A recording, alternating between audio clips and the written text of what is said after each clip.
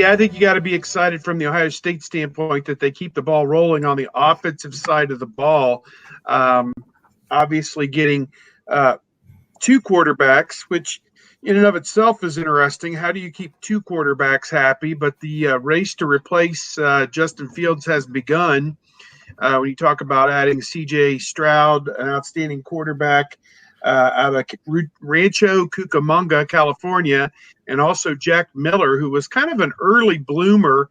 He really put up some big numbers early in his career, was kind of banged up the last couple of years from Chaparral High School. I think that is in Scottsdale, Arizona, which is where we will be within just another few short days. Some of us getting there a little earlier than others on this call, but very much looking forward to my, what will this be, 8th trip to the Valley of the Sun to cover Ohio State in a bowl game.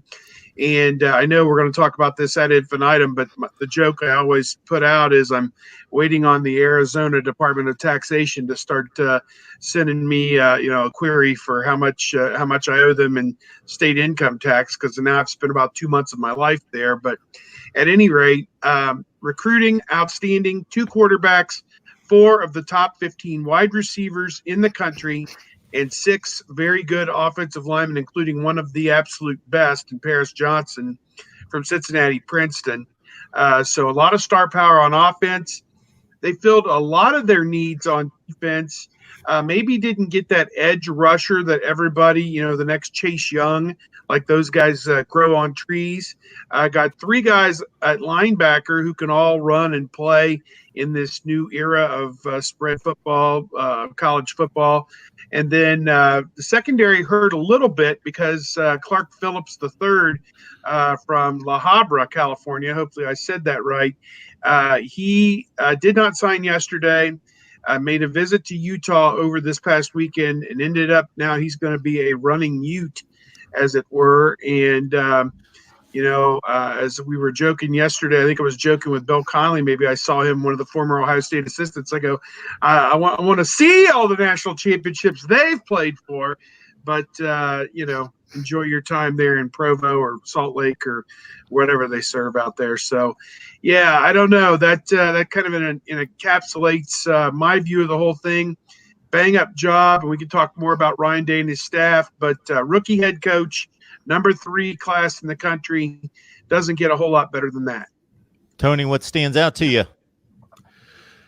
The receivers, really. I mean, you look at the class, and that's the main thing, the big thing, where you get 4 guys who each of the receivers would be the jewel of a receiver class for a school, and they've got guys who are. I mean, you look at Jackson Smith-Njigba has 3,900 yards receiving the past 2 years in Texas, 55 touchdowns, 200 catches, and that's maybe the second or third most impressive or highest ranked guy. And you start with Julian Fleming, the number 1 ranked recruit, I think, in ESPN's entire ranking system. And then you've got G. Scott, another big guy out in Washington. And then as Brian Hartline called him, or Ryan Day, the little guy, Mookie Cooper in the slot. Those 4 guys, Ohio State is losing 3, probably 4 receivers if C.J. Saunders does not come back, So they're losing some guys, and they need to replace them. And I don't know that you replace them all that well with 2 freshmen, but we've seen Chris Olave last year and Garrett Wilson this year. So if they could get 2 guys to do that next year, that would be a big help, because you're losing Ben Victor and Austin Mack and KJ Hill. So there's going to be opportunities. So I think for me, the receivers stand out. I also, the bottom half of the class might dictate how good this class actually is, because it's the top of it is really, really good. But then some of the lower ranked guys, some of the offensive linemen, maybe Mitchell Melton, a linebacker, some of those guys that were pretty early, commits in terms of the time frame. So Ohio State obviously liked them, but let's see how they do. Let's see how if they exceed their recruiting rankings, and if they do, then this class will be should be pretty special. Kevin, you get the scraps only because I know you can handle it. Yeah. When you look at any recruiting class, I mean, you could have a class of 25, and they're all 5 stars, ranked 1 from 25, and recruiting fans will be upset that they're ranked in the wrong order.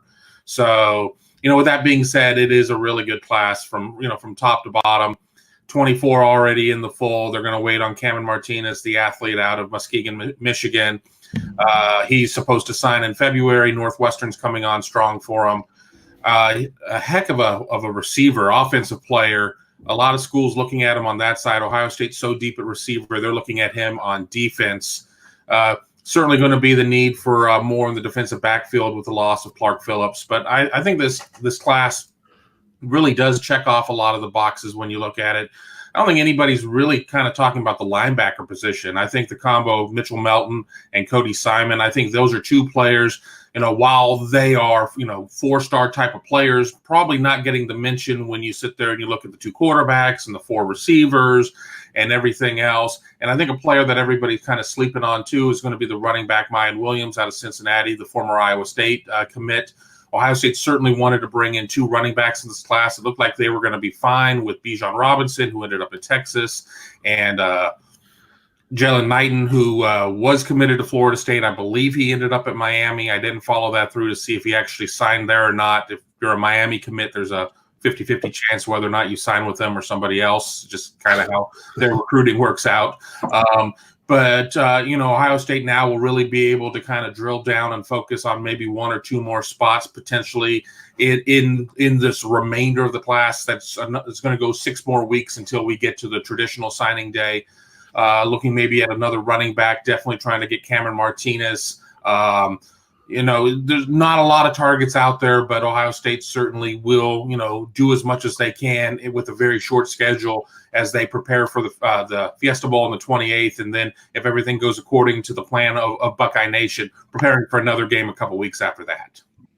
I apologize if I missed out on this comment by anyone, but I'm top to bottom in regards to the star ranking. So I see 8 from Ohio. Those are the letters of intent that have been signed, correct? And they're all Ohio kids? 8 of them. A lot from Cincinnati. 6 of them. Yeah, 6 from Cincinnati. This seems to be a bit of a departure from Urban Meyer's approach. The state of Ohio is really deep this year. I think when you sit there and you have the number 1 offensive tackle in the nation and Paris Johnson Jr., and you just kind of build down from there, and you've got some talented guys that they're able to bring in at that point. Ty Hamilton, maybe a little bit underrated out of Pickerington, Ohio. His big brother, Devon Hamilton, Darion Henry, who also is out of the same school as Paris Johnson, tight end Joe Royer out of Cincinnati, kicker Jake Seibert, and then a couple more offensive linemen when you look at Jacob James and Trey LaRue.